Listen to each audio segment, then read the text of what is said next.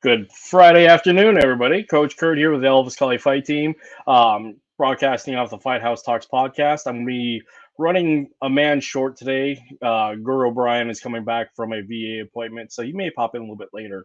So tonight, I am joined by some wonderful human beings doing some great work. We're talking about a charity function and their work and bringing Filipino martial arts and helping with cures for cancer. So tonight I am going to be joined with four guests. They'll come up each and say their bit, see what they're bringing um, to this charity and what this means to them. And we're going to keep it kind of loose and fun as we always do. So yeah, without further ado, I'm going to introduce our first guest here. This is Miss Renee Durfer. I'm butchering this, but here we are. Yeah, Miss Renee, let's pull you on mic. Here we go. How are you doing, Miss Renee? I'm doing so well. Thank you so much for having me. Awesome. I'm glad to have you here. So, can you tell our audience who you are, what you bring to this, and the overall scope of this charity that you're doing? I would love to. So, my name is Renee Diefenderfer. I am the founder and president of Creations for Cures. Our mission is to bring the healing power of art to kids who are battling cancer and other serious illnesses. So, we do this through our art program. We have volunteers that create art projects every month, and then they build art kits that month. And then we go in and we do art with kids either in person, virtually through a recording, or virtually live, just depending on what the kiddos and families and hospitals need in their environment. So we're a team that stands at that intersection of art, science, and compassion. That's awesome. And what's interesting in this, and I'll let the guys speak to this individually, but what was interesting is when people talk about charities and functions and cures for cancer, within the scope of places to help partner up, people often don't think about the FMA community, let alone even know what the FMA community is. So before this even started, did you know what FMA was and the scope of what Pekiti Tirsia had to offer, or any of these gentlemen? No, I mean, I was familiar with it because one of our top volunteers, Allison, she's our creative Mhm. director. And so from Okay. getting to know Allison as one of our volunteers and getting to meet her husband, Rich, and I learned a lot about what she's passionate about and what her family's passionate about. So I was introduced to it. But you're right, not it's not it, it this is the first fundraiser of its kind like this for me. So Yeah. And just the dichotomy of having the martial arts, specifically the Filipino martial arts, involved in a fundraiser of this scope and magnitude it's interesting because a lot of people think within the scope of the Filipino martial arts, especially with like the combat military side of the Filipino martial arts, they just don't see this like how this would fit together. But and this is where we're giving the opportunity for people to actually see that we are much more than the blade, and it's really great to see like people sharing in that care and that love and trying to just be helpful. So I'm going to bring the guys up and yeah, let them say their bit and we'll just run with it. So first I'm going to bring up Royce, and here, there we go. Hey everybody. So Royce, you want to say, I mean, give it a little introduction to who you are for those who don't know who you are, and then I'll bring everybody up one by one. So It's not a problem. Hello everyone. My name is Royce. I am a instructor and owner of Nomad Colin Combat Fitness in West Nyack, New York. I'm gonna be the host for this event of Creations for Cures in New York, and we're gonna have multiple instructors in the Pekiti Tirsia Kali community here on site, as well as hybrid hosting on Zoom. We also have a fellow associate who who's from a different area of Pekiti Tirsia out in Utah, who will also be hosting live in his location where he's at, which is Mandala Jason Jones. So this is literally the first of many kinds. Right? I've done a lot of fundraisers in the past, but nothing of this scope. And first time with Creation for Cures, and this is a number of us who are a part of different Pekiti Tirsia groups, in the community that all have met each other or have interacted with each other in some way, shape, or form, and we just want to pay it forward, help the children out, and just show that it's no politics, just help kids out. That's the biggest thing, you know. And Renee said something very interesting, and this is where I think martial arts is very much like that. It is the intersection of art meets science, because there is a lot of science in what we do, and there's a lot of art in what we do. So it's perfect for this. Awesome. Well, I'm going to bring up Brother Angola. Here we are. Hey, what's going on, everybody? How's Angola it going? Tafari here, coming out of Philadelphia, Pennsylvania. Have an organization, Live Blade PTK. We've been here for 10 years. A proud ambassador of the Pekiti Tirsia Kali World Federation, as well as affiliation with the Pekiti Tirsia Tactical Association, and just all around love for all Pekiti camps that we have out there. And as Royce said, having different representatives from different organizations come together for this charity is really important. How this evolved, at least on my end, for a number of years now, everyone that's involved in this particular charity, we've been doing some charity and fundraising events beforehand.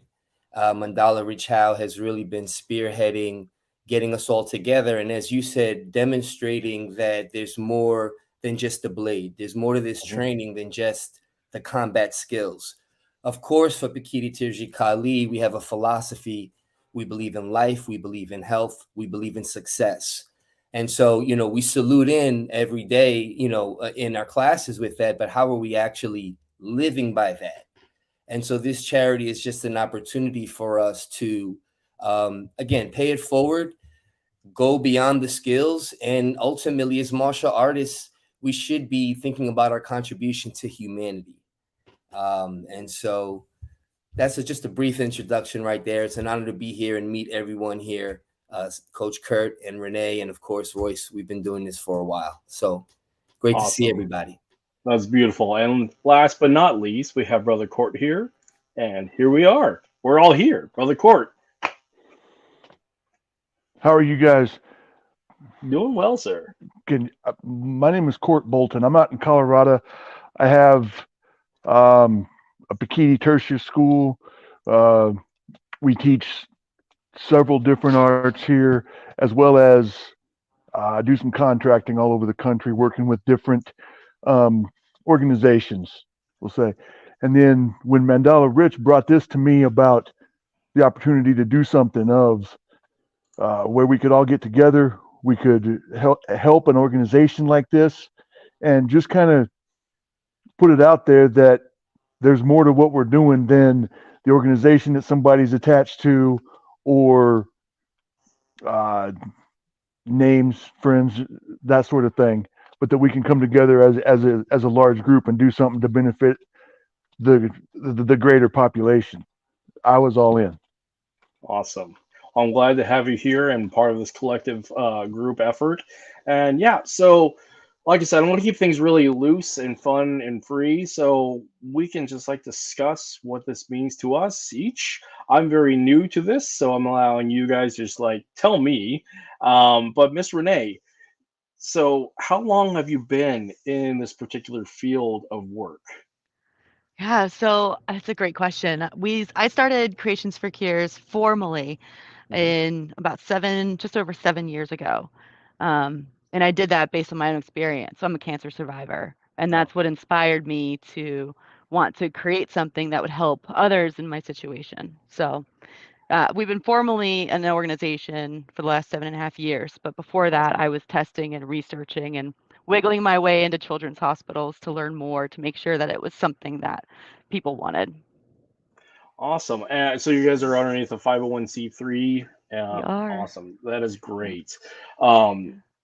And especially now in the world where we need more help and support than ever, I'm very grateful that your organization's there.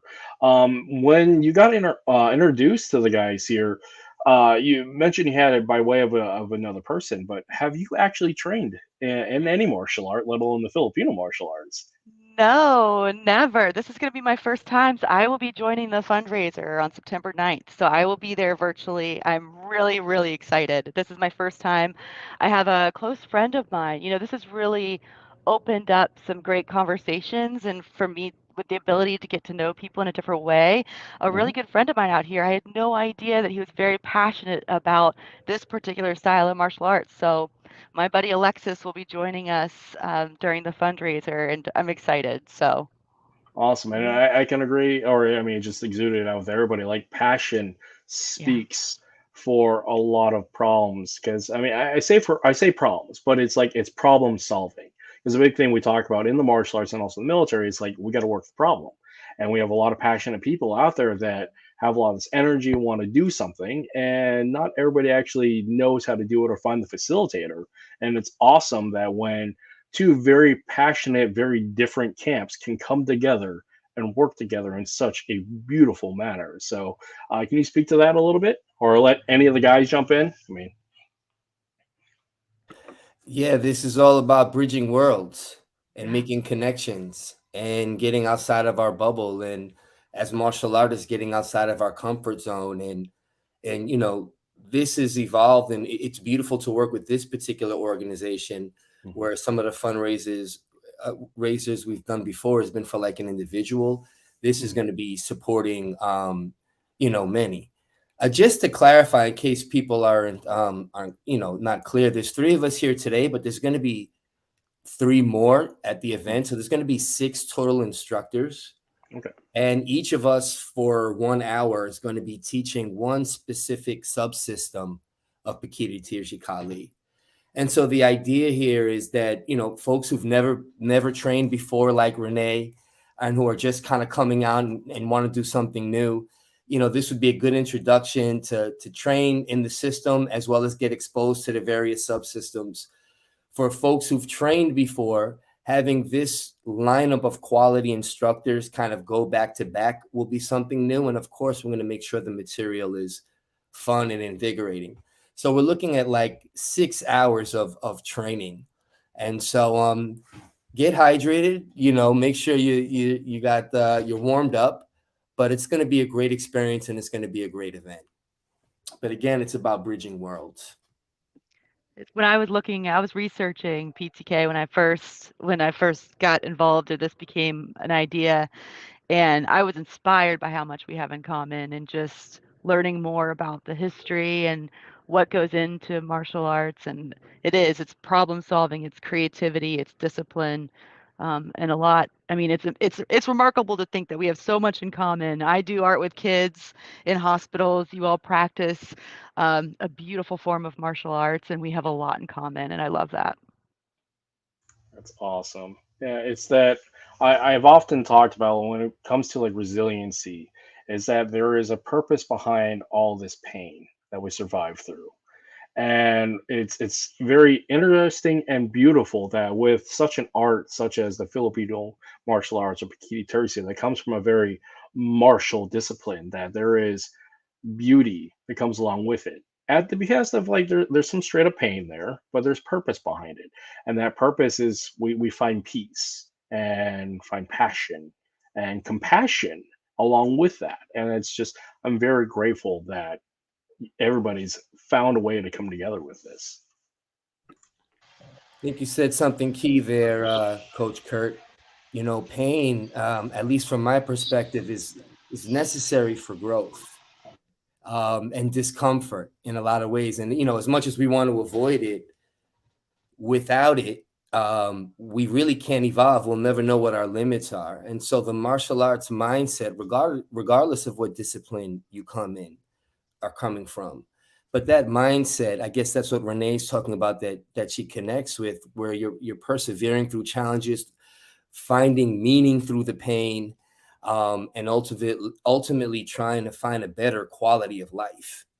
I like to think that in its origin, these skills were trained, of course, to protect family, nation, tribe, but they were also designed to develop the character of the human beings involved. And so participating in this event, whether you're one of the instructors or just one of the practitioners, it's kind of like putting that deposit in that karma bank that in a weird way actually helps your skills evolve. If that makes any sense. Well, that makes great sense. Brother Court there, what can you speak to this about? I'm sorry, what was that question again, sir? So, speaking to, I'll just say post-traumatic growth, turning pain into passion and compassion, and utilizing such a beautiful and powerful martial arts and turning it into a form of like service and sacrifice. I know you're a military veteran like I am, and our call to duty was a point of sacrifice and a point of service. And one could say it's a point of love in a lot of ways. And showing that compassion towards our fellow man, women, and everybody in general. I mean, your action in time of service, and in this case of time of service, speaks to that level of compassion. Do you have anything to add to that? I mean, I've buttered you up with that, but still. You know, there's a one way to look at this, I think, for me anyway, is when you protect those that need protecting, that comes in many forms. Mhm. Sometimes it can be physical, sometimes it can be emotional, mental. It can be just coming together and just being there for them, whatever. That can look like many different things for each individual. And this is one way that I think that we can come together and spent with all the hours and time that everybody has spent doing this, that we can kind of give back. We can do something for children. And if we as people can't do something for children, I'm not real sure what we're doing then. That's beautiful. I appreciate that. I really do. Brother Royce, what you got there? Oh, I'm sorry.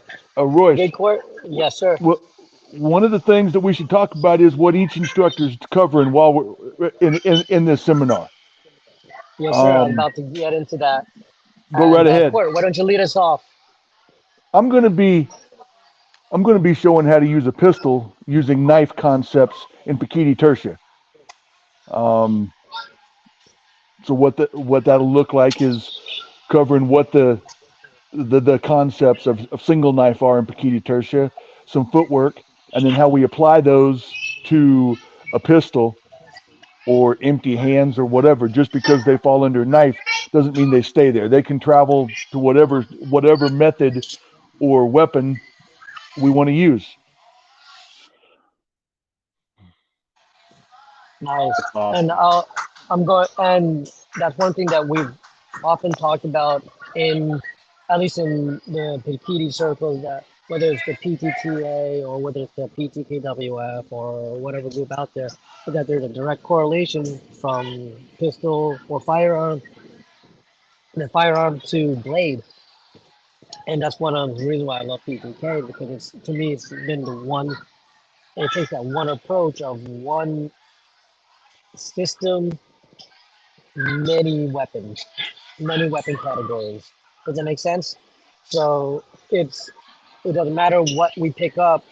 Of course, there's gonna be some kind of adjustments, but we can adapt easily, because we know that I pick up a sword, I pick up a dagger, I pick up a pistol, I pick up an axe, a wasai, whatever. We know we can, even if it's not our specialty weapon or something we train religiously with, it is something we can at least fundamentally grasp right away.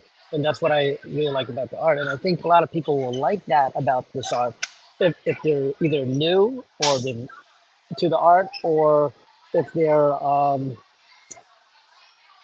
or they've done Filipino martial arts or martial arts in general, but this is an opportunity for them to check it out. And we have so many categories in this. As Port said, he's going to do that. Pistol from knife, from knife concepts. We have Mandala Jason Jones. He's going to be doing application of Pito Pito, which is a subsystem in Pekiti Tirsia. Pito stands for 7, so it'll be a 7-7. And we're going to find out his you know, his perspectives and application on that. We have Aguilan Francis Estrada, and he's out of Brooklyn, and he's part of PTKWF. Jason's out of the PTTA, and Francis Estrada is going to be doing exploring Fuego Todo Hugo Torado, which is a multi-striking concept or platform in PTK. So it's really going to be pretty impressive with the lineup that we have. And then we have recently promoted Mandala and Njoli Brown. Congratulations to him. And, you know, he's going to be going over Spade Gaga material as well. So this is going to be really fantastic material. For those who don't know, Spade Gaga is sword and dagger. Angola, please, your material. I'm going to be the fundamentals of empty hand versus blade. And for folks who've never trained for something like that, it's about just exploring the concepts, getting folks familiar to what that looks like. For folks who have trained that before, we'll have some new material. It's about making it fun and putting some things on people's minds, because that takes years to train. All of this really takes years to train. So hopefully it'll inspire people to want to continue after. Hopefully people want to continue to doing good charity work after September 8th, and people want to continue training martial arts. That's the ultimate goal. Absolutely. And what I'm going to be doing is going over the concept of and application of deflection and simultaneous attack, also known as pa'awas, which means to overflow, and sabayan, simultaneous or at the same time. So you're going to learn deflection and simultaneous attack in the scope of functionality and application as well. So all this stuff is going to just kind of compress on itself. There's going to be a really nice buildup of material. And I'm telling you, if you want to try it, you could be a beginner. You'll pick up stuff, because we're all going to approach this from people who do not know PTK. So we're all going to help out everybody live on Zoom as well. So if you're interested, join us on Zoom, join us live. We still have a few spots left, so take advantage of it now. We have people flying up from Florida, from Pennsylvania, from Virginia. We got people coming in, but I only have enough space for 20 people. So don't wait. You know, hit that link. We'll share the link there for the fundraiser through Train Kali, and register, or at least donate a little bit goes a long way if we all take part. Make sense? Okay. Yeah, there we go.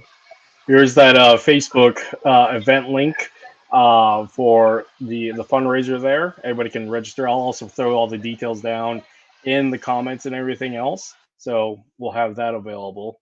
Also, so Miss Renee, hearing all this, so the skills and adaptability and resiliency that comes about from surviving cancer and surviving just life in general.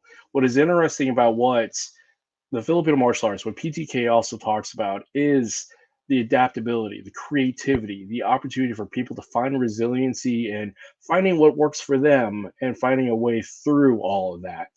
Um, can you speak on like some of your correlation and familiarity of that, of uh, having survived cancer and seeing some of how this may actually apply to like what PTK has to offer? Absolutely. So, yeah, I was an adult when I was diagnosed. So I Yeah. was 28, about 9 months after my father passed away from his own cancer. Mhm. So when I went through chemo, I didn't start doing art right away. I binged out on television for the Mhm. most part and did what a lot of folks do. So I picked up a watercolor kit. Hmm. And when I did that, I didn't plan out what I was going to do. It was absolutely accidental with my experience.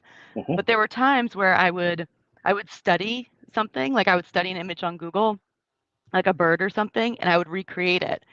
And that focus for me, like that, and that's what I think about when I think of you all in your art, is focus and the stamina to continue to go. And like, I don't know if you've ever watercolored or not, but it is one, rumor has it, it's one of the most challenging, I would say like painting techniques or whatever. I didn't know that. I didn't think anything of it. I just was throwing paint around like a crazy person. But I think there was a lot of benefit to that because I wasn't in my head about it. So I just focused and I was able to exercise discipline. And through that, I would, create a painting and I'd set it on the coffee table and I'd do another one. And before I knew it, I'd have a table full of just this, random rip-offs of cheap watercolor paper from the dollar store. And my husband would come home from work and he would just be like, "Oh my gosh, that's a cat." And it looks like a cat. Like I actually made a cat. And so I was able to build this confidence and it gave me so much confidence. And although I've never practiced martial arts, from what I understand is there's a relatedness there with the focus, the discipline, and then what it gave me in confidence. I think about these kids that we do art with and it's fun. We're silly. Allison and Danielle, two of our top volunteers, they create these really great questions and these prompts for us when we're doing art with kids, and we have a blast and we get to use our imaginations. And, then they have the opportunity to focus and create something with structure. So I don't know. That's what I think about, as I think about what we have in common around those components. I mean, the reality is that we all are fighters and fighters for others, which inspires me and continues to motivate me moving forward. Well, again, you find something that you love. Actually, so what's interesting about martial arts, there's different ways that people come into it, but a very common way into it is somebody had a traumatic incident that occurred to them that's very personal, and they want to do something about it. So, in the case of surviving a terrible sickness and illness such as cancer, is you had something very traumatic happen to you, and you're trying to do something about it after surviving that. And finding something beautiful and powerful it's incredible, because the fact is the people who stick around, whether it is arts, whether it is the martial art, whatever it is, when they stick around with it, it's not necessarily about the quantity, the quality. It's the fact that it's their individual expression, it's their passion, their love, their joy, and the things that give them the opportunity to be wholesome and be there and out of their mind and out of their trauma. So again, post-traumatic growth is a big deal for anybody coming from a traumatic event. And the martial arts, just like art, has a great way to do that as a form of therapy. And a lot of people don't think about that when it comes to martial arts, especially the Filipino martial arts. But I know the guys have some thoughts about that as well. So, guys, what you got?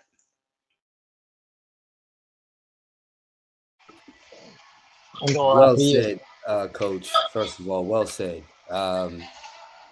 There's the combative side. There's the skills that we're trying to, develop for an event that we hope may never happen.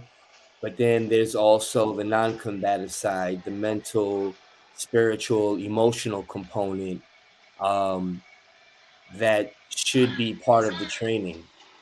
And, if you allow it, your Kali will heal you. Or, as you said, whatever your craft is, if you're just tuned in on your craft and that becomes your mechanism for dealing with stress, not necessarily escaping it, but kind of dealing with it, then, yeah, that's when your martial art or your craft is now improving your quality of life. For too often, there's practitioners who might just be so focused on the combative edge, which I totally understand. You want to get good at sparring and you want to get good at, the applications and multiple opponents. But there's also that mental component where you're working through your own internal issues. You're pushing through the enemy within. And so whether that's Kali or whether that's music or painting, I do believe that's the thread throughout all of it. And I definitely advocate practitioners welcoming that kind of mindset into their martial art. Exactly, Angola. Now, so we've all, and those who've been watching or will be watching at some other point in time, we all who have done martial arts have started martial arts for a particular reason. at different points in times of our lives. Like I started very young. Um, I watched, aside from every boy is like kung fu theater, karate movies, whatever. I hear it every day. Hiya! Walking by, like, but irks me. But I get it. Because like there's an enamoring there. We love seeing that.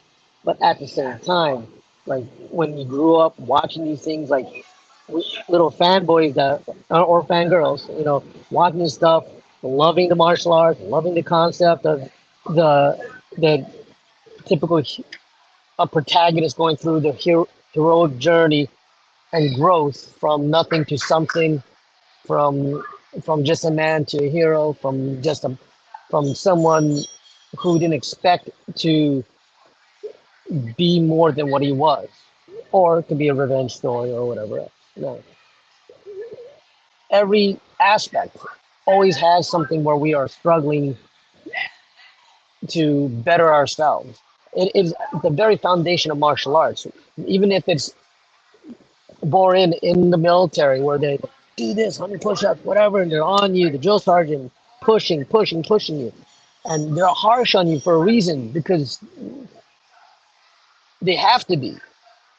Now, Western culture has kind of pulled a little bit of that away from some martial arts, but that's still there. I talk to the parents and the kids on a regular basis. I am here 6 days a week talking to parents, and it's the same discussion that Angola's talking about. We want these kids to be able to do something for themselves, protect themselves, to grow, have accountability and stuff. It's more than just the fighting. It's more than just getting perfect technique. It's more than just, oh, I didn't get it, so I don't want to do it anymore. I want to quit. And there's all these things, and we want them to understand, like our tenets, right? We believe in life, not death. We believe in good health, not sickness. We believe in success, not failure. So we want to establish that on these children, on these kids, on the adults too, because some of these adults, young adults, need it, right? And it is something that I think if all of us working together, and we've all established martial arts. I've never been in the military. Running gag. I think I spoke to Kurt about this a while back. Well, why I couldn't make it in, but being thick skinny as I was, I did not break the 127-pound mark. So, so for many years, so it was very too late for me. But you know, I think that each one of us, I apologize if there's any background noise, I can't tell. Um, if we all just keep pushing and don't let our want to quit get in the way, and that's going to be important, especially for the kids with and suffering with cancer. We don't want them to see that. We want to impart this energy to them so they'll fight in their own way, shape, and form for themselves, for their parents, for their loved ones. Does that make sense? I hope so. Makes me think of strength, and strength beyond physical strength, but really that mental strength to keep going. Brother Court, you got some wisdom for us? I don't know how much wisdom I have. I'm just thinking back to, just over time, some of the stuff that I've gone through with this, having a mother that's gone through cancer, lost a son last year, just a bunch of these different things that I've experienced, and how it's interesting the commonalities of life that interweave across cultures, across locations, across everything. We're all people, and we can relate to each other based on being people.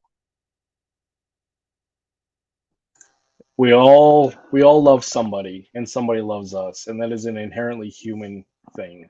And we often don't see that because we get so caught up in our own little worlds. But having the unity of acknowledging that this is a human thing is a beautiful thing, and I'm grateful that everybody's here to able to share that. You have more to add to that, Brother Court?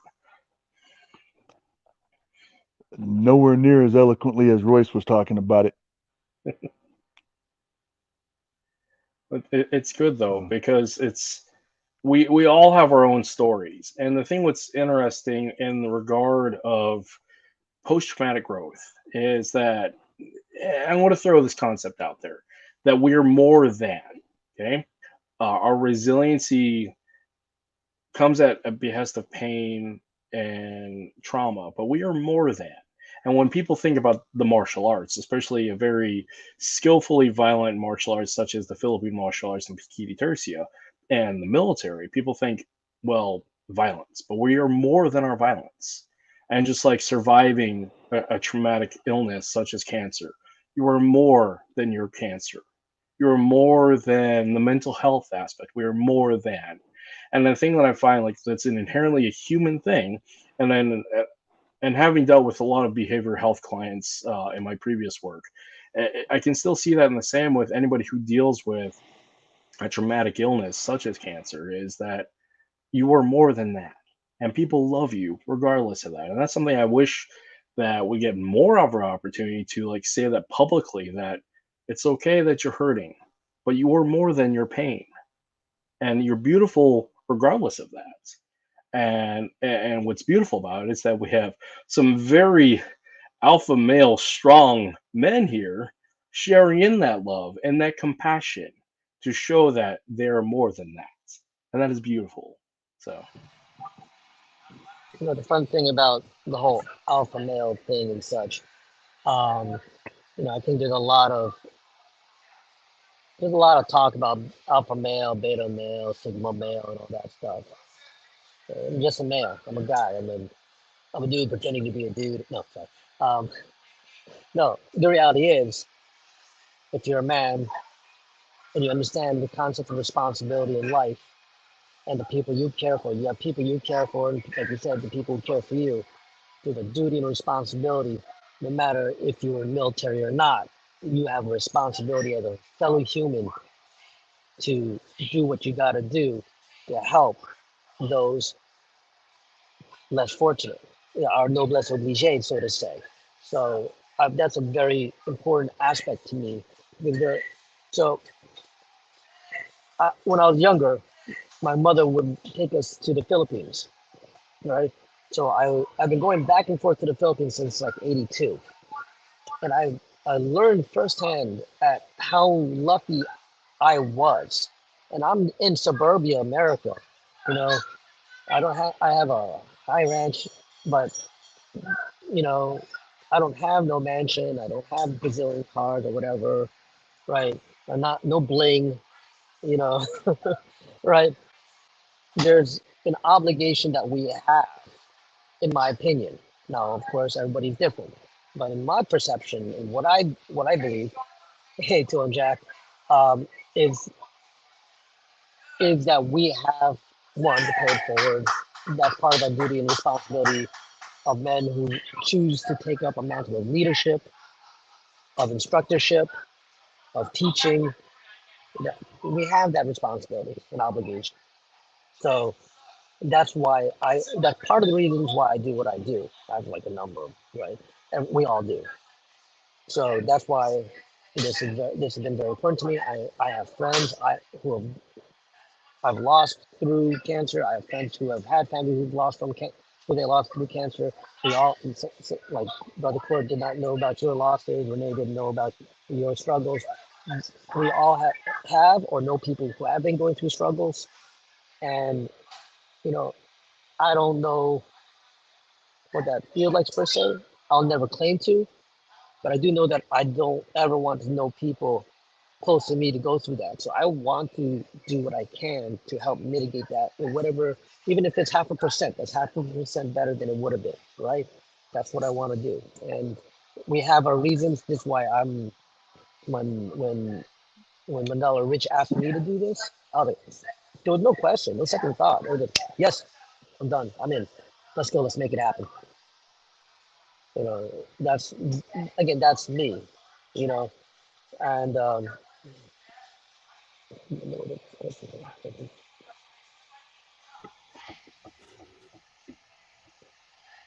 Regarding post-traumatic yeah, growth, real quick, I just wanted to jump in and just say something.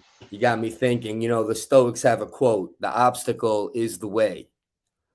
And in a lot of ways, me also having survived my own traumas and having worked as well in behavior and mental health, the trauma can be the thing that takes you to the next level. It's hard to see it, especially when you're in the midst of it, and you can't really say it like that to someone that's going through it. But in a way, if we could kind of lean in and kind of accept the circumstances that we cannot change, the trauma can be what elevates us. He's saying alpha males, childbirth is pain. And the strength of the woman in those moments. And so I reflect on that, seeing my own wife, having my own children, about how, to an extent, there's life and creation in that pain if we kind of endure it. Just wanted to add that. I see there's a question on there, but you guys got me thinking on post-traumatic growth and how important it is. And I would like Renee to check out what Mandala Rich said. And I think it's a very good question. And, again, whether martial artists or an organizer such as yourself, when you struggled in any way, shape, or form and felt like quitting, how was that like? And what did you do to overcome it? And maybe have something you can even impart to those experiences to people who feel that way in their art as it is, like such as now. Like I'm sure there's lots of people now feel like they want to quit for whatever reason. And I'll say this to people, I never liked the idea of quitting. I've never been a big fan of the easy way out, but that's me. How about you, Renee? Well, there definitely been times, starting and leading a nonprofit is difficult, and there have been some very hard times. And not once have I ever thought about giving up and throwing in the towel. And I'll tell you, one example that keeps me moving forward is getting to know and see the kids that we do art with. So as we've grown and expanded, I can't be in every hospital for every art hour, but I stay very connected to the kids I serve. And I got to do art hour last month with a kiddo, and it was absolutely incredible. And I think having that experience and staying on the ground and feeling my purpose and my passion come to life has been absolutely motivating and encouraging me to get over those humps. I think, when I think about, a lot of people ask me, why kids? Why did you start with kids? I mentioned earlier, when I was diagnosed with cancer, I was an adult. So why not adults? Well, there's a bunch of different reasons. I thought about my suffering as an adult going through chemo, and I thought about the resources and support that I had. I was able to drive myself to appointments. I could buy my own things. I have an incredible husband who would pack up the car and take me to nature so I could watercolor. And I had a really great support system. I think about kids and I think about how supported they are as well, with their families.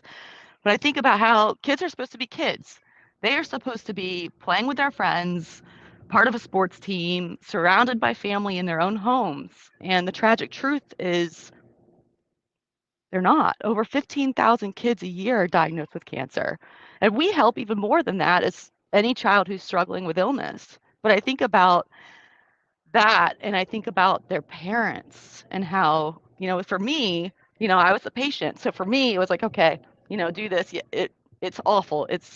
There's a lot of suffering that goes with it. But I just think about a parent to go through that and what we can do. It's just an obligation at this point. There's no choice to give up. It's just what we do. It's our obligation. It's our responsibility to bring joy and to help these kids be kids in hospitals. Quitting's not an option for us. Certainly not me. That's beautiful. Why do people quit? It's a deeper question. I think in terms of martial arts, people aren't being honest with themselves, or perhaps there was failed expectations, or they had a bad experience. Kind of lines in one of those three. If it's a bad experience, then, that might be the fault of the school. But failed expectations and not being honest with yourself, I don't think it just stops with martial arts. You engage in something and then you're like, oh, I don't really want to do this, or I didn't really want it that bad. or your expectations of what you thought the experience was going to be like. And so again, it goes to the martial arts mindset. Why do people quit in the first place? And, how do we deal with people who quit, who want to give up, whether they're a martial arts student? So I could imagine those young people, when they want to give up, what are your strategies, Renee? That's the real healing right there. That's such a good question. It's tough. I mean, it's finding something bigger than yourself. I think it really just depends, but it's really hard. I mean, I'm trying to think of, more of a specific example, but I mean, when I'm surrounded by these kids and we're doing art at the table, I mean, that's just such a release for them that, they have this outlet. They're not thinking about, giving up, or they're not thinking about their suffering. They're focused, they're having fun. They're on an adventure as we imagine silly things. And so, deeper than that, I think it's just, seeing what's outside of yourself.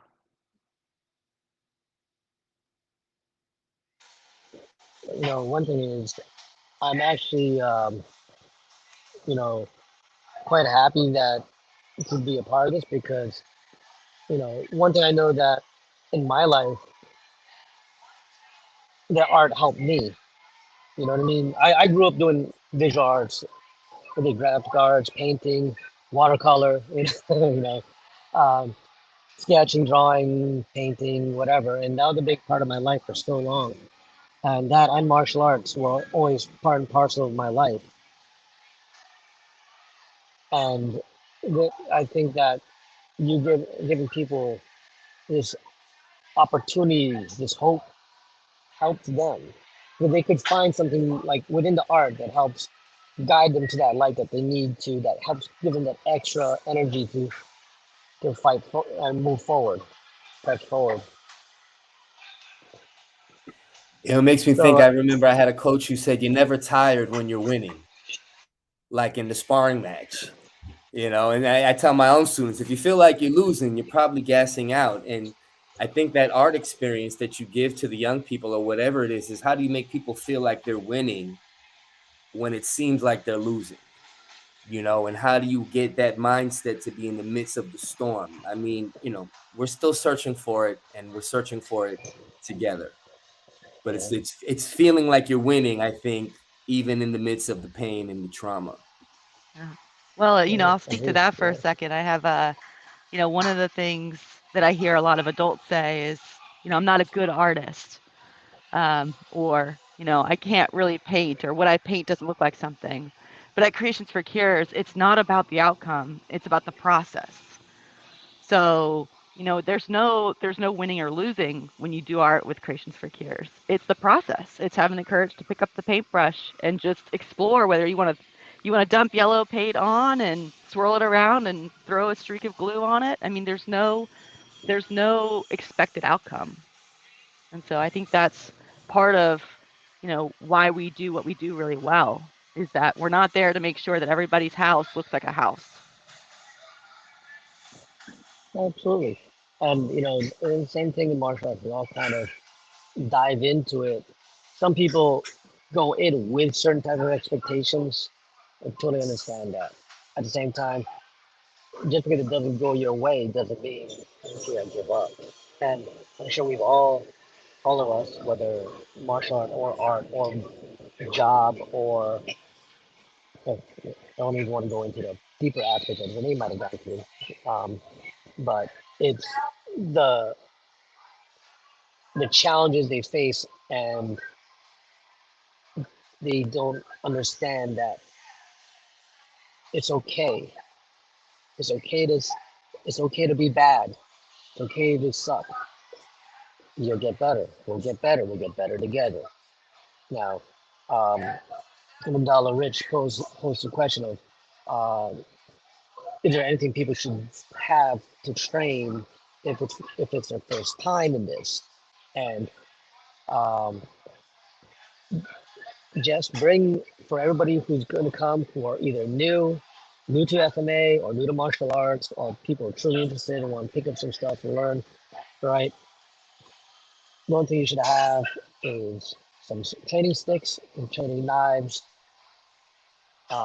training pistol if you have one, rubber gun, plastic pistol, something, right?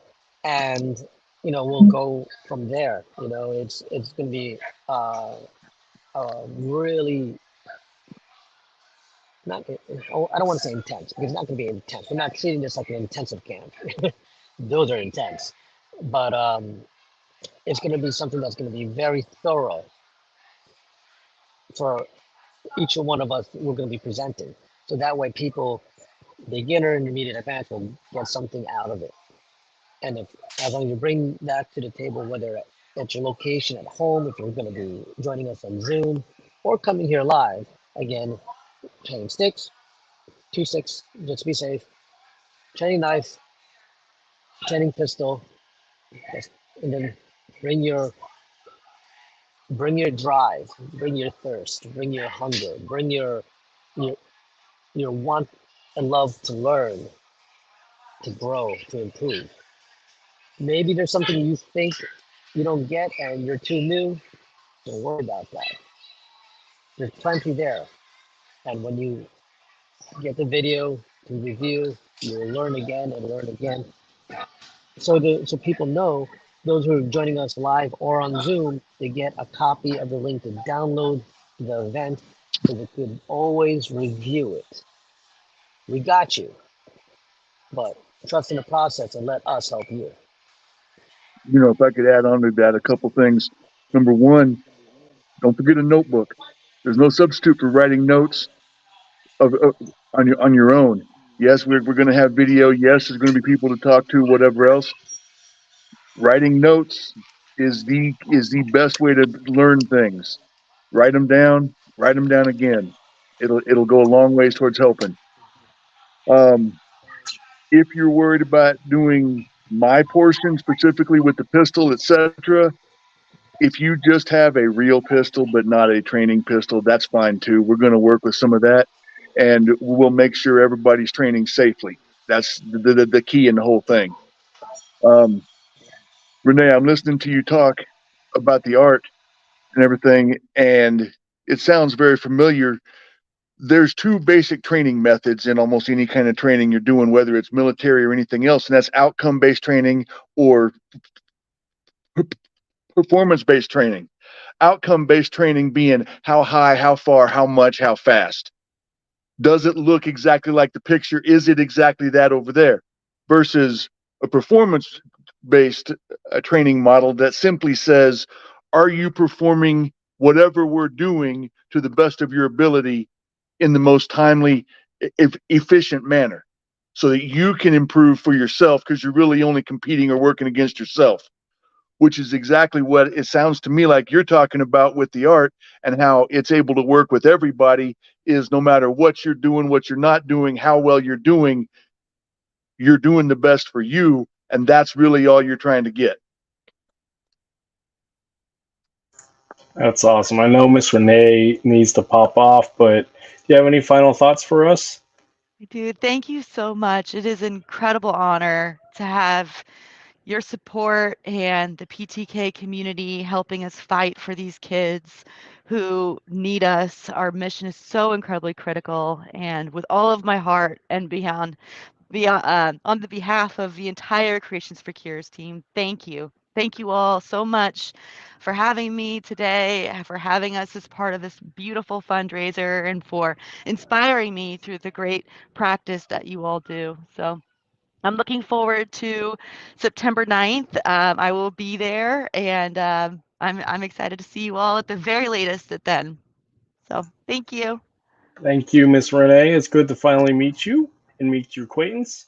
Safe travels, and I'll throw your page up here as you leave out. And yeah, we'll stay in Thank you. contact. Awesome. Thank you. Thank you all. Good to see you. Thank Have a you. good evening. We'll talk to you soon. Bye. Take care and see you soon. So here is the website for Creations for Cures, and let's go there. Wait, that's not the right button, but still, everybody can see that there.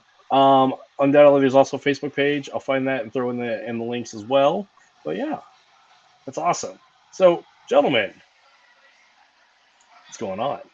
Let's talk FMA. Yeah. Sounds good to me. Yes, sir. So where we want to start, guys? You're the host. Fire away with a few shots, and let's see where it goes. Okay. So I actually want to start with this first. I want to thank all of you for coming on here. And I know, like, coming on a podcast, especially an FMA podcast, can be a little dicey, to use the pun. So there's that. But I'm really grateful for what you guys have done with this fundraiser event, and also like all the work you're leading up to it, the marketing for it, and not even just jumping on here and like having the I hate to use the term vulnerability, but like the transparency, the integrity, all those things to like say your beautiful truths. And so I want to celebrate all of you for that. So yeah, hands on. That's awesome, guys. Thank you, brother. Thank you. Really appreciate the opportunity, and thank you for getting us on. I know it's like kind of last minute, and at the same time, because we only have less than 3 weeks to go, and we're all like doing the mad scramble, push, getting it. Because we get it. There are people, life gets in the way, or everybody has stuff lined up, and they're just waiting to finish whatever event, or waiting for their paycheck, or waiting for the authorization to leave. We understand that. We get that. It is frustrating from an administrative standpoint. I totally get it. Because we all have students who can't make it on the regular basis because work, family, injury, all the above. So we can't be frustrated at them, right? It's not, that wouldn't be right. Wouldn't it be so great if we were all just professional martial artists and this is what we do no matter what? Wouldn't that be the life? Not bad. Yeah. It is, I do say it does have long hours. Yeah, it does. If we're living by the principles, if we're sir. living as much as we can, in the mindset outside of what we do in our classes, then perhaps that's how we can get close to it. Not everyone can do this full time, but everyone can live this full time. That's correct. So, that's one way to look at it. Indeed. Yeah. So I'm actually really curious, Brother Court. So you've posted and you've talked about this in the past. Running a knife like you run a pistol. Can you explain that to me? Because I would love to hear it straight from you, sir. Because I have some ideas, but I want to hear what you have to say on that. Because I'm really curious. Okay, the first thing you got to look at is truly running a knife in an effective manner. Meaning, how do we grip it? How do we put our body behind it? How do we maneuver around it? I'll be real honest with you. I've done things training my students where I give them a training knife and I make them stab a wooden post for an hour, working thrusts on a post. You learn how to grip it, how to grip a knife, how to move your body, all of that when doing that kind of thing. The other thing is, let's look at the surfaces on a knife that we can attack with on a single edge knife. Okay. Obviously there's the cutting edge. Obviously there's the tip for thrusting. There's also the puño for striking, for hooking, for trapping, for many other uses there. Okay.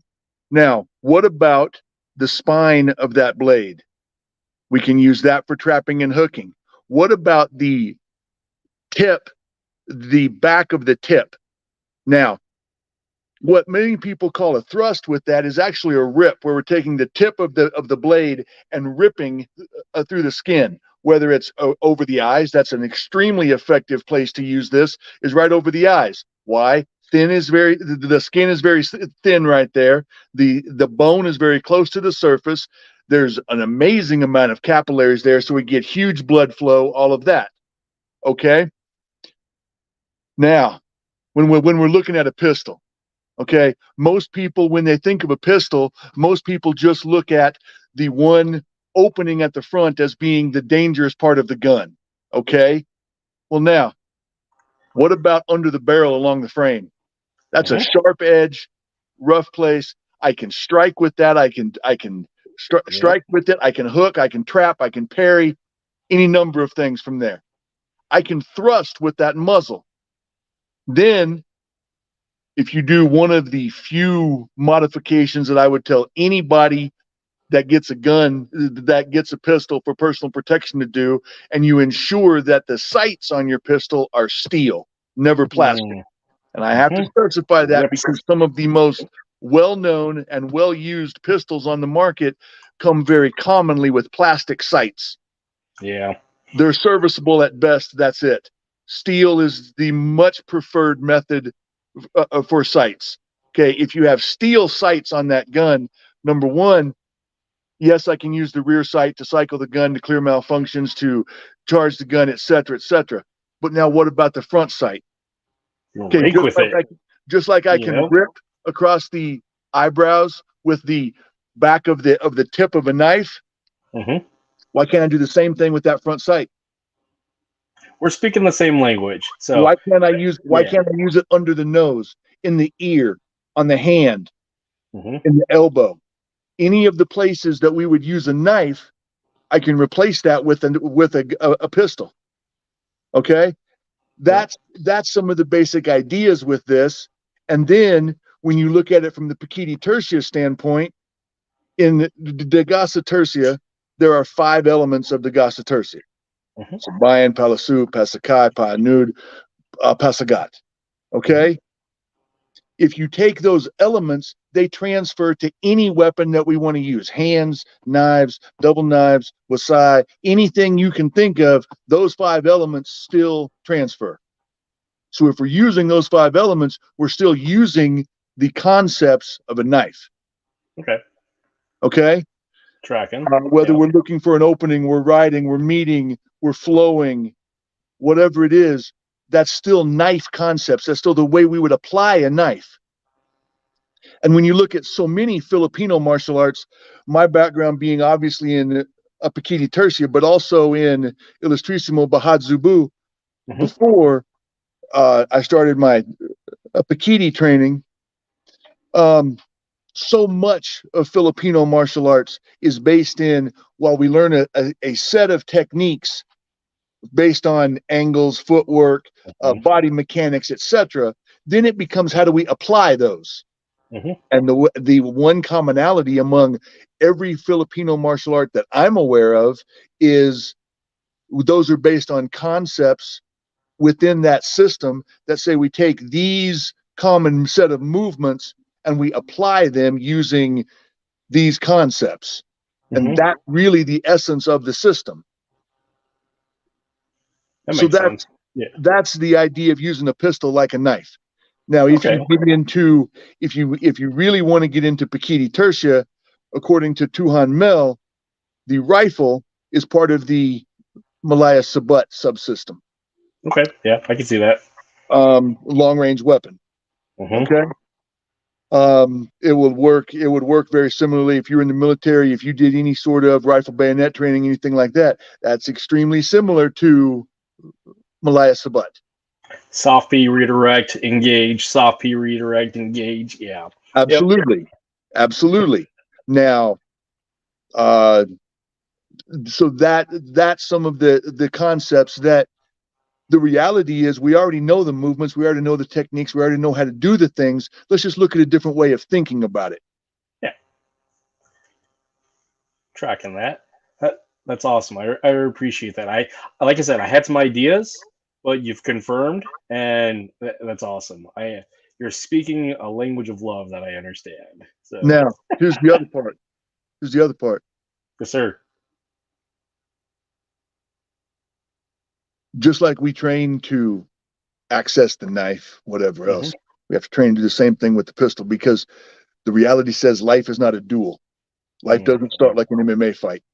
Yep, you're correct. We're most likely going to get surprise attacked, ambushed, that sort of thing. And we have to deal with the ambush, create a tactical pause, access our tools, and then go to work with whatever we're trying to do.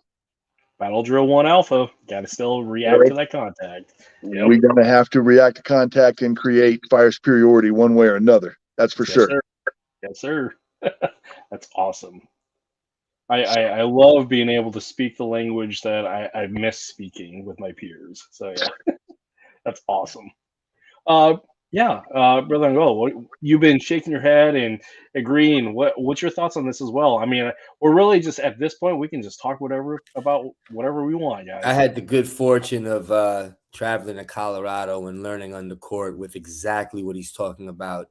Yeah. And so I'm smiling and I'm nodding because I'm reminiscing of the training that we did, and he lives what he speaks, and he'll be able to demonstrate that. So it's resonating with me, and I think the practitioners are going to be in for a treat. You know, on my end, empty hand versus blade. This is a situation we would never normally advocate for. We know how deadly the blade is. We're looking at improvised weapons or weapons of opportunity, or possibly drawing, as Court said. However, there might be some circumstances if you're caught off guard, or if you're in an environment, a school perhaps, or depending on where you're working, where you just might not have those things on hand. And just the way the principles are derived from the blade, how you use the firearm, the empty hand is derived from the same concepts. So in the city of Philadelphia, you know, we're dealing with a lot of crime. And so just living in the urban environment, you know, our practitioners, our students, you know, we bring that edge to the training as well. And so for what we're going to do for this event, of course, it's going to be fundamentals. But as we progress in like our regular class, we're doing a lot of pressure testing and scenario training, because as Court said, the fight is not in a duel. No. You know, it may start definitely not in front of you. And so getting practitioners used to from the side, you hear something from behind and you have to turn around. Just trying to put you through as many stressful scenarios as possible, in not on Creation for Cures, well, maybe a little bit of it, but in empty hand versus blade training is very much fundamental. You know, and you know, in Philly, we try to get students to either get to a position of, you know, you're surviving that initial encounter, to either draw, escape, or you have to apply a takedown or some violence.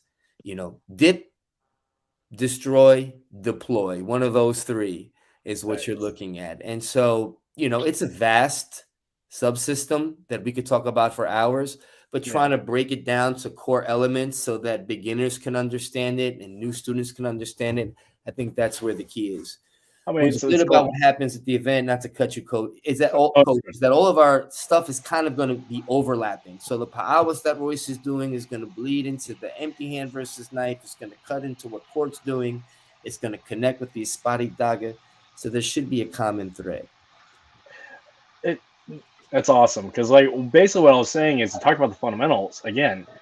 Fundamentals of drawing, like you got a pencil, you got a paper, you have a reason, you have a purpose, and you have a passion. So the tools may change, but like the intent behind it, that's the common core here.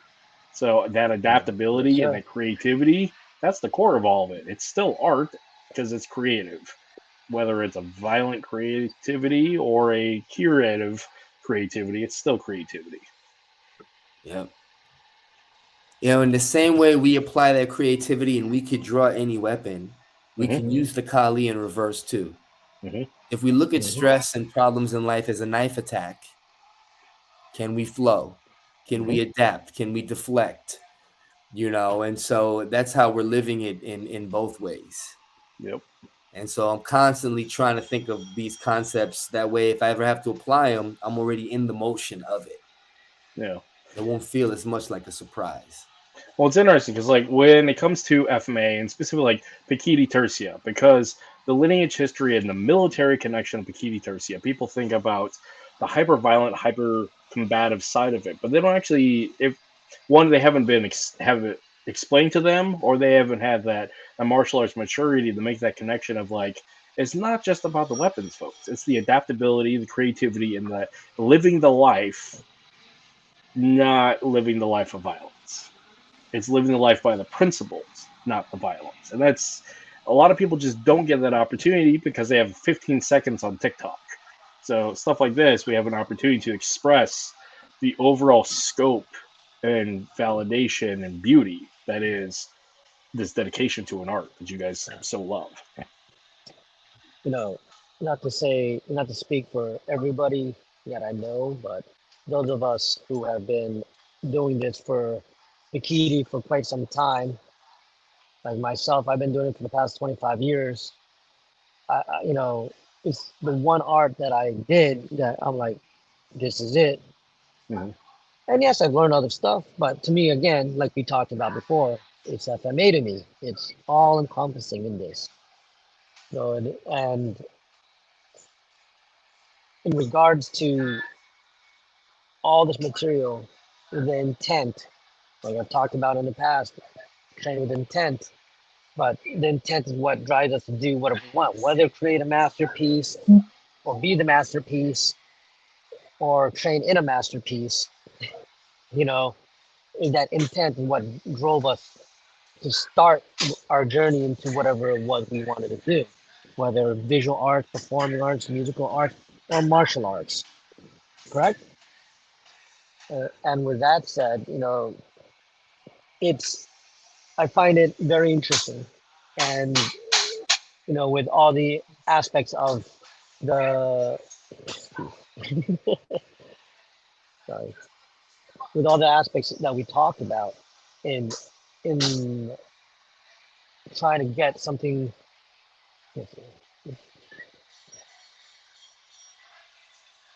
Yes, Morgan, it is very rich in material, and there's a lot of aspects to it.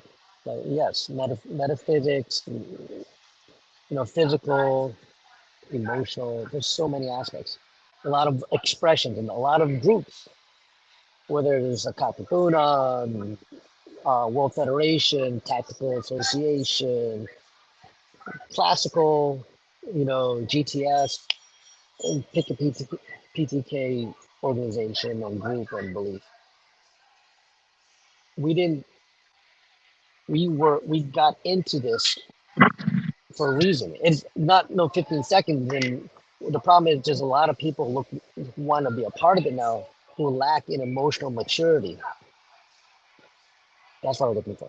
They're lacking in emotional maturity. They want that instant gratification. When they see it on TikTok, they want to see and experience it. And there's a lot of people say, "Oh well, it's martial. It's all about violence." Da da da da da. I said, yes, okay, that's definitely part of it. That's why I called martial, god of art, god of war, Mars, martial. It's supposed to be, but whether it's China, India, Japan, the Philippines, Native America, you know, the fighting arts is part of the culture, and the fighting arts was more than just about the fight. It was always a way of developing the next generation. So going back to the kids, giving them guidance, teaching them accountability, discipline, respect, maturity, right? Guiding the next after them, and so on and so forth, paying it forward as they move ahead. And should they have to, if the situation applies itself, sacrifice. My tribe, my family. We do what we do for my tribe, my family. Correct? You have your tribe, we all have our tribes, we all have our families. And I'm not just, you know, they just talked about, you know, in the airport, in the airplanes, we talk about an emergency when the air masks come down, right? What do they tell you? Put it on the kids first? No, they tell you put the air mask on you first before they put it on the child, right? Because we have to be prepared for these things, and that's our responsibility, is to take care of ourselves first and pass it down the line. And that's, again, a big part of it, and why I think that there's a lot of people who just lack emotional maturity. They could be 12 years old, they could be 240. There are a lot of people of different ages who lack emotional maturity. You probably shouldn't get into this, because they probably have been told what we've told them, what we've talked about now, but they don't want to hear it. Because blades are cool, You know dude. the thing that I got to tell you? I've been fighting since I was 12 years old. boxing, Muay Thai, MMA, the military, all kind of stuff. Um, Now I go catch fugitives, go down and do different things on the border, looking at stuff with kids, uh, lots of things like this. And the thing that I find and have found that changes people the most, especially kids, is not you can talk to them, but that doesn't make sense to them a lot of times. It doesn't make sense. Do I have the kindness to change the outcome of a bad situation in my life? That will resonate through literally every single aspect of the day, no matter what it is. Because at the end of the day, guys, we can talk about all the physical things, all the great things. What is the ultimate commodity anywhere in the world? Is violence. We may not want to deal with it. We may not want to see it all the time, but that's still the reality that everybody has to live. Is violence is the ultimate commodity, and the one that is willing and prepared to perform the greatest amount of violence is ultimately going to be the winner when it comes to that. And that's the rules. And sometimes it's possible to overthink this stuff.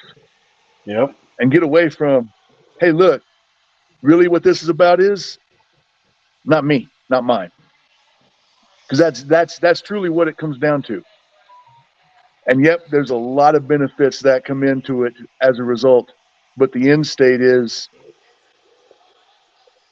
are you able to do what you spend so much time training? Agreed. And I mean, this is the point of putting in the work. We can only talk about so much theory and practice and ideals, but you got to put in the work. And part of that putting in the work is, well, let's strap the gloves on and get in the cage, or let's go out in the yard and grab some sticks, or let's put some time on the range. I mean, you have to put in the work. You have to live the lifestyle. But a part of that lifestyle is having, again, the emotional maturity to get there. Because, I mean, let's face it, young men, if they don't make it to 30 or even have the mental connection, they may never, ever get it. But if they survive through all those incremental stages of development to build those neurocognitive bonds between their prefrontal cortex and their amygdala and actually survive through all of their stupidity as young men, they can come to that end state of emotional maturity. That's wonderful, and it's great because they can actually pass on that wisdom that from their shared experiences. Because again, dealing with young men, we were all young men at one point, and we were all very stupid and did very foolish things. And what I remember with my soldiers is like 19-year-old, 18-year-old soldier, and it's like, dude, just do the job, and we'll explain later. We'll spend the time getting you through it, but just do the job, and we'll get you to that point. And if you make it, that's great. But sometimes people just don't make it. But it's the ones who like have the opportunity to make it through and share that wisdom thereafter. That's important. And that's what I find with the leadership that is a martial arts instructor is they survived all their stupid so they can share that to the next generation. I'm hearing rites of passage here. I'm hearing Yes, rites sir. of passage, and I'm hearing you approach it as a martial artist. That's one thing, but these martial arts, they never exist in a vacuum or void. They're from a culture. Yep. And all of these cultures, every culture had a martial art. And that martial art was like a warrior way. There was a rites of passage evolved into becoming a warrior for that culture. And that rites of passage fashioned your character and your mind to be formidable enough to put your life on the line and take a life, but still not be savage and still be humane. I think that was all the ancient ways. That was what the rites of passage was about. And the military might be one of the last few places where that rites of passage is still I can't speak for it as Royce from what I see, not even semi. That is a rites of passage for young men. Yeah. As martial artists, instructors, we must do our best to recreate those kind of trials within our students. Not in a forced way. It's got to be natural and organic, but correct. We would be doing a disservice we can't just talk about the morality of the martial arts. We got to actually put them through situations and, that actually foster that kind of, those kind of characteristics. I think the military does a great job of that. I agree. Absolutely. And I think it's that, like, to understand violence, you have to face violence at some point. And if you survive it, you learn something from it. But it's just like we can intellectually understand a process from a academic standpoint, but to experience it, there's a whole level of truth that comes out from having lived that experience, and passing on that wisdom is again, it's important. Again, like the whole aspect of the men of the tribe, regardless of what culture, what ethnosphere, men of the tribe trained in the yard, the boys watched up to a point that they can participate, prepared for war, went to war to defend the tribe, came back if they survived, and the cycle continued. So, and that again, a rite of passage. But they had to face that adversity and that violence to truly understand it, so they can pass on that wisdom. The same way that mother has to face that violence to have that baby. That's correct. There's no way around it. Yep. We need the pain. We got to embrace it. It's part of life. Yes, it is. Looks like Brian's going to pop in here. One sec. What do you got there, Brother Court? I'm just listening. Alrighty. Looks like Brian's going to pop in. Oh, Brian's coming? Yeah, go ahead. Sorry, I didn't mean to. Oh, no, I was just saying, Brian, that'll be cool, because I haven't seen him in a while. But, rites of passage. It's funny because, like, I have a young man. He's training a very short period of time with me because he's about to head. He was originally going to do Army, but then having talked to several recruiters and such, he's actually going to go into the Air Force because of his.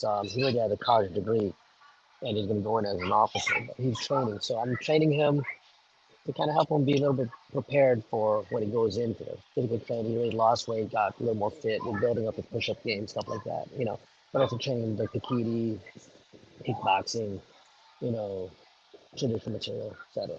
Guro Brian, what's good, brother? How's it going, guys? How's it going? I just wanted to drop in here real quick. I braved the microburst, the monsoon season of New Mexico to grace you with my presence. I think more or less you survived the VA. I'm just glad to see you made it out of the VA. Yeah, I've been there. I've been there since 8:30 this morning. Yeah, that sounds like a normal appointment. Yeah, it is. It is. Yeah, I'm over here dying. My lungs are shrilling the dust over here. I'm sitting in the waiting room over there. Anyway, I want to let you guys continue your conversation. I want to welcome you personally to the Fight House Talks podcast. Thank you for coming on. Appreciate all you guys. I'm going to drop out. I just want to let you guys continue your conversation. I just wanted to not to be a lurker and shit, lurking in the comments. I want to come on here and say hi. And I got a rubber chicken now, so. Yes. I had to be official, man. I had to be official. So, yes. Anyway, you seem you guys having a great conversation. I'll let you guys continue, but I just wanted to come in, drop in, say hi. I got some shit I got to do. But thank you for coming on. I appreciate all you guys taking the time to come on night and talk to Coach Kurt. And just to let you know personally, the Fight House Talks podcast definitely wholeheartedly supports any fundraisers, especially for the cause that you guys are doing. You guys are awesome in my book. Definitely men of your word and men of a lot of respect. So I have a lot of respect for each and every one of you. And keep doing what you guys are doing. And I'm gonna get my ass out of here. Coach Kurt, you can go and continue. I gotta get dinner started. I haven't eaten yet. So anyway. All right, man. All right, guys. Thank you for all coming on. Appreciate it. And we'll hopefully we'll get together and I get more time. We'll get to like another in-depth discussion. Sweet. Take care, Brian. Take care, guys. Thank you. Thank you. Later. Thank you. All right. Later, man. I'll see you later. Okay. Bye. And yeah. It's great to meet Guro Brian. Coach Kurt, great to meet you as well. Unfortunately, my time is running short for this evening, but I support this channel. I support this cause, and thank you guys for supporting us as well. Court, Royce, my brothers, it's great to see you guys. I'll see you guys in a few weeks. And for folks who are tuning in, if you can attend the event in person or Zoom, that's great. If you can't attend the event, a donation goes a long way. Sacrifice that cup of coffee for that week, and make your contribution. And thank you all for tuning in, and I appreciate you all to the future. Awesome. Well, stay in contact. Yeah. All righty. Let's see. There's a couple other questions we got in here. Let's see. Is it Mandala or is it Tuhan? For Excano Jones. That's Mandala. Mandala. Okay.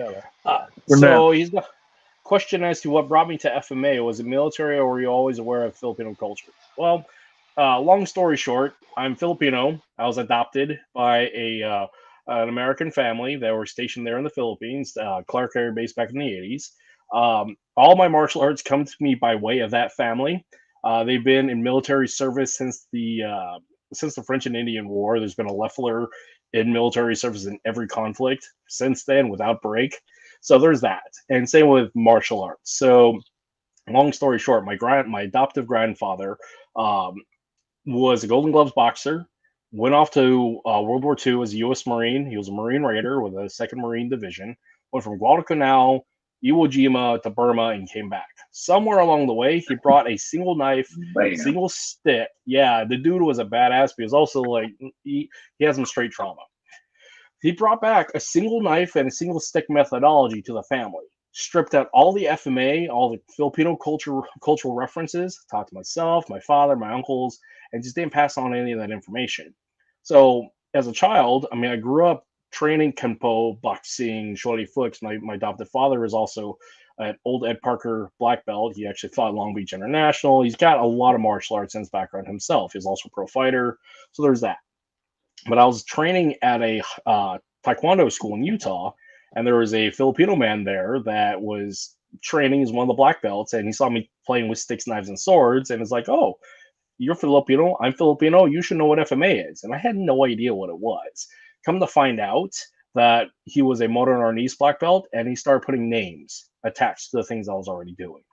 And so, I've been training since I was 7. I've actually been in the FMA community for about 30 plus years, but I've also been in martial arts for like 30 plus years. So that's where I'm constantly asking, is it FMA? Because I've done a lot of it, and I've done a lot of things. I was a professional martial artist. I owned a gym. I trained fighters professionally. I was a professional fighter. So I've been around all this for many, many years. But I got involved with PTK back in the day. I have some influences with SIOC back in the day. But formally, my formal affiliation to things at this point in my life now is by way of Gutu Ron Croach Belton Lubis, who was on the show yesterday. He and I have been friends for many, many years.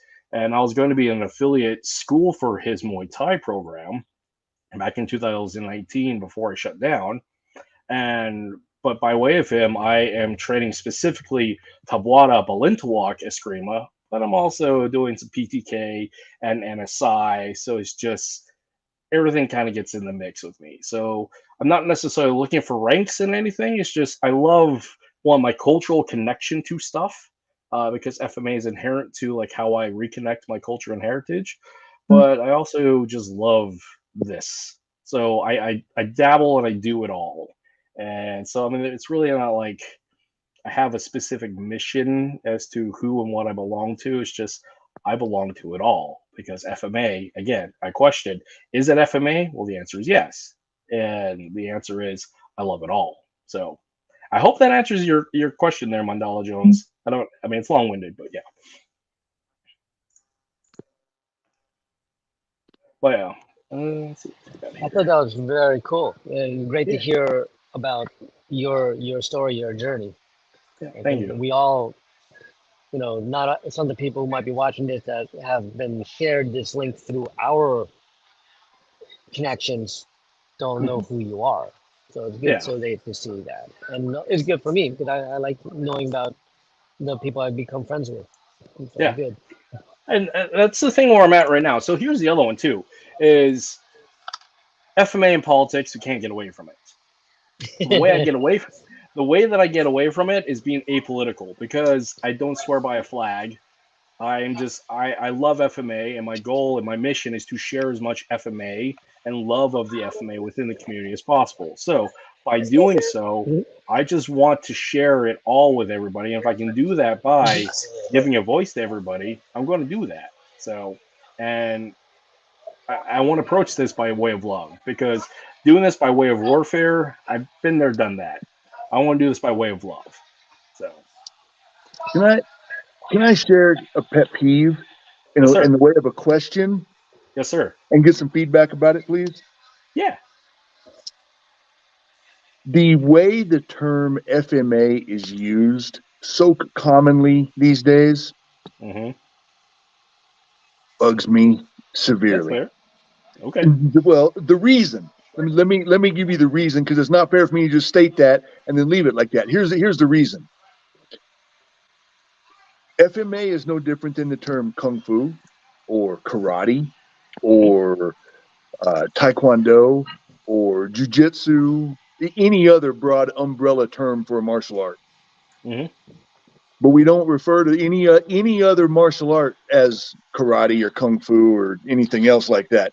Those all get their specific name, whether it's Hungar, Chali, Fat, Wing Chun, whatever it is, Okinawan karate, uh, whatever specificity that it is, they all get that honor of being recognized as their specific style or system. Yes. But yet we want to lump the FMA, the Filipino martial arts, in the one large group of just, well, it's FMA. No, it's not FMA. I can tell you there's some similarities with the Ilustrísimo Bahad Zubu and Pekiti Tirsia, and there's some differences. They're not the same.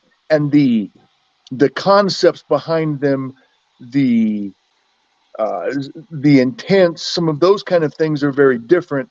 And I've had a little bit of exposure to some Balintawak, and it is very similar in that same way of it's very different from these others, even though it is still a Filipino martial art. So my question is, how do we make this all fit together in a way that people can understand it? Because at this point, I don't know that non-practitioners would know the difference in Pekiti Tirsia versus FCS Lightning Kali. Yeah, agreed. I totally Same agree with here. you there. I've had the same argument and complaint for years and now it's getting worse because here you got Filipinos who migrate to the U.S. in the early 19th century, early 20th century, late 19th century. Play Panantukan, right? Panantukan, whatever it is, whatever. oh, well, that's not an FMA. Why not? Yeah. Well, it was made in the Philippines, but it's Filipinos from the Philippines. But is it really, or is it Spanish? So that's the thing. Here's the thing that people talk about. Go ahead, sorry. Here's the way that I address it. So the modern nation state that is the Philippines only has existed less than 100 years. The modern nation state. The wide diaspora of the several thousand islands, 7,000 of them, okay, they are unified by modern geopolitics and not necessarily by a singular ethnosphere. So there's the archipelago. So the problem that we run into is like the generalizations of I'm going to use the indigenous American tribes, the Native Americans. We have a tendency in the West to lump everything to a commonality, but each individual Native tribe is unique in themselves, and they are not a unified nation. We've done that. The West has done that with the modern nation state of the Philippines, as in taking 7,000 different islands with several thousand different tribal groups, lumped them together because of geopolitics, and said, "Hey, you're Filipino." But the fact of the matter is, they're not. They're all so different. But like we want to simplify things down, and it's frustrating. But until we can figure out like what it is to be a Filipino, because that's a fun discussion. Because every Philam it has that in their brain as to what is it to be a Filipino, because we get this constant question of we're not Filipino enough. So what it is to be a Filipino. So to understand what is Filipino martial arts, we have to define what is to be Filipino, as in is it the ethnicity, the modern social cultural state, or is it the wide diaspora of that particular region of the world? So, I mean, is that something along the line what you're thinking there, Brother Court? I will back out of the discussion of what it is to be Filipino or what that means, and gracefully deflect that to some other people that are more qualified through heritage or ethnicity than I am. Word. What I will say to this is, I think we do ourselves a disservice if we don't specify what it is we're doing, because how do we educate people out there if we don't present it in such a way that they start asking the question? Agreed. I agree. I mean, FCS Lightning Arnis, Modern Arnis, Balintawak, PTK, Illustrissimo Bahadzubu, Sayak, whatever it is, and the list goes on. They all deserve to have their own understanding. And I truly believe the only way to do that is if we start identifying this is what we're doing and this is what it is. I if agree. you want to know why or you want to know more, we can gladly discuss that. But this is what it is. I totally agree with you, because the fact is, without specificity, we run into the homogenous, bland approach of generalization. And the fact of the matter is, to celebrate in our uniqueness, we have to be specific into what we're being unique about. But people don't have that forward thinking of that capability often to like sit here and critically think about what is this, what are we actually seeing it, and not overgeneralizing, because people just don't do that, and that's frustrating. Because one, they're not taught to do it, and two, they just don't have the mental capacity because of time, because they're too busy on TikTok, so they generalize, and it's really frustrating. Because, okay, both of us as U.S. Army former soldiers, okay, we hear our brethren in the Marine Corps. We hear them sigh amongst their chewing upon crayons whenever they're referred to as soldiers. Yeah. Mm-hmm. So it's the specificity that matters, and there's the ire that comes along with not paying tribute, not paying attention to that specificity. And so until we correct people, not to a point of hostility, but like to a point that we can say, hey, it's educational. Hopefully, within our sphere of influence, we have that opportunity to like express the individual uniqueness, and hopefully, with enough time, that'll change. So. That's a pet peeve that I've had for a while now. Yeah. Why we do this and why we sell ourselves short. Mm-hmm. I know that people want to give the answer of, well, because nobody really understands what it is unless they train in it. Well, that's circular logic, because the converse of that is just as true. The reason people don't understand it unless they train in it is because we that do understand it don't present it to them. Yep. Yeah, this is a great comment here. People don't know what they don't know, but they still have to put in the effort to learn. And that effort is, one, for the practitioner and the instructor to express, this is what's unique about it. Here's the name, and here's the movements in particular that makes it unique in and of itself, and passing that on to the student or the individual they're educating. And that individual has to have that accountability of saying, oh, I paid attention to what's the unique features, the specificity of name and nomenclature, and then have the presence of mind of acknowledging that and logging it, and not regurgitating, but like sharing in that truth and knowledge. So there's one more responsibility that goes with this. Yes, sir. The instructors must be knowledgeable and educated enough on their systems to be able to pass that education on to those that are interested. Absolutely. Absolutely. Yep. Yeah. Absolutely. you know, in regard to the terminology of FMA, you know, how it's now getting broken up. Certain groups are like, oh, we're not FMA, we're moral fighting art, MFA, Yeah. you know, or Yeah. American AFMA, American Filipino Martial Arts, or EFMA, and European Filipino Martial Arts, whatever the heck they're using nowadays. And it's sad that actually that the terminology, I don't don't quote me on this, but from what I saw, I could be mistaken if I remember it correctly, that it is from Filipinos who came up and coined that terminology, Mhm. right?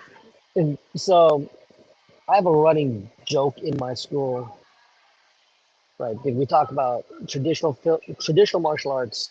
We're not like traditional martial arts TMAs, right? Such as Taekwondo or Japanese martial arts. Not so much Kung Fu because Kung Fu is very different. But we don't. They train their weapons when they get to a higher level, correct? Mhm. And then they're forced to like, oh, how come you can't figure it out? It's just an extension of your body, blah blah blah, right? Mhm. My joke is that Filipinos are lazy. We do it one way. We start with the weapon, then no, you lose the weapon, you're still the weapon. You know, you have that. It's like, why go through the process twice? Start now one way, it's there for you later on because all those techniques you train as that should have been secondary because it's an extension of yourself. Now here you are. Now it seems like I digress, but I had to set this up. The concept of the FMA or the Filipino martial arts, in my opinion, was a lazy approach. Well, we are kind of lazy. So, uh, you know, um, we like if someone just said, we're going to simplify, keep it this way, that way, we don't need to have a gazillion Filipino martial arts. Yes, 7,000 islands, 7,050 at low tide. You know, we have all these different aspects, different dialects, different connections from southern, northern, western, eastern, central, right? You know, everybody after COVID, everybody and their grandmother has an art now that we've never heard about. You know, so someone up there was like, you know what? That's enough. It's a Guys, lazy approach. I'm gonna have to call it quits right quick. Coach, I hope we keep in touch Yes, sir. and be talking to you. Royce, I'll see you soon Yes, sir. up Awesome. there. Well, it's a pleasure finally meeting you and making your acquaintance. Absolutely. Add me on Facebook. I would love to pick your brain for more stuff. I'm grateful that we've actually finally got to have a conversation. What's your Facebook? I will link it to the general. Actually, you can find me in that group Perfect. conversation that led up to it, so you can find me Yep. there. Perfect. Yes, sir. Sounds good. Alrighty. We will talk soon. Appreciate it, guys. Appreciate you. Thank you. Court, see you Bye. soon. Yeah, no. We are Well, the two that remain. Let's more nerding out. well, it's up to everybody if they want to listen to Phil Lamb's chit chat about FMA.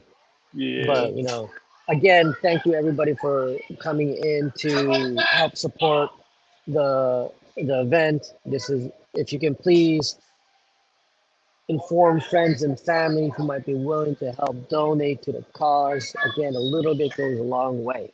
Ten Yep. thousand people donate $1, that's $10,000, right? So if we could all step in, step up, and take a step forward, we could all do something to help children, help this great effort, and you know, take one step forward for our own selves. You know, a little bit of compassion. You know, for the kids. This is, I have a lot of great kids here in this school, and I get to know all of them and their parents, and I already know some whose parents have passed away, like on Christmas morning or in an accident, and I'm horrified, and and been able to help guide the kids so they are not violently lashing out and all this stuff. So I'm not. I would hate to see them go through something more so like cancer or some other childhood sickness or illness. So if we could all just take a little bit of effort, put our ids and egos to the side and step up and do a little bit, you know, just a little bit goes a long way. Sorry for that ranting speech. No, that's great because I mean that's what you're here for is to say your piece. I don't know, and I allow you guys. Not allow. This is why you guys are here. Is to say what this means to you and what you bring to it. Because the fact is, this is all human experiences, regardless of like styles, culture, etc. This is a human experience. We love whom we love. We have parents, siblings, and others that we love, and we know somebody who is hurting. So why not share in the compassion and build that passion and share our passion in such a way that is constructive and helpful for those who are in pain? And if that means sacrificing some time and effort, it's sure better than looking at something on YouTube. I mean, this is on YouTube, but the fact of the matter is, we're sharing in something of good by doing something proactive and not being reactive. So, for people, I'm going to throw the Facebook event link for the Art of the Draw event here in the comments. So there's that. Look for that. Yeah. Do we want to cover anything else? I mean, we've been going on almost like 2 hours now. I know at like 2+, everything starts sounding like a robot. So I'm game for whatever you want to talk about. You yeah. know, because I know Well, we've covered quite a bit as it is. absolutely. Well, what I'll do is I'll do our final outs. I'll have you drop down in the bottom, and then we'll just hang out offline for a little while. Sounds good. All right, brother Royce. I will drop you out. So here we are. So thanks everybody for hanging out with us. Here is some of that event that event advertisement. I'm stumbling at words because it's 2 hours into this thing. So yeah, so look for this flyer, look for this video work. I have shared the event link in the comment section of this particular podcast. I'll upload this to YouTube later on. Feel free to share, like, subscribe, all those things. Because it helps spread the word, not just about what we're doing here at the Fight House Talks podcast, but about this fundraiser and the work and the stories that not only the instructors and presenters are doing, but for the stories and good work of what Miss Renee is doing and her charity and the nonprofit organization for those who need it. It's again, we're touched by this very human experience of we love whom we love, and we want to share in that and be compassionate. So yeah, check it out. Thanks for hanging out with us for almost 2 hours, and we'll see you guys later. Last bits of things for actually, I'll just leave it out. That we'll have more stuff out coming in the next couple of weeks. I'm going to be gone next weekend down at the Water and Steel Camp with Dr. Kelly Warden, but you've heard me talk about that. But yeah, our guest list is coming out for September here in a couple of weeks. In the meantime, thanks for everybody hanging out. Yeah, have a wonderful night. Thank you, everybody. See ya.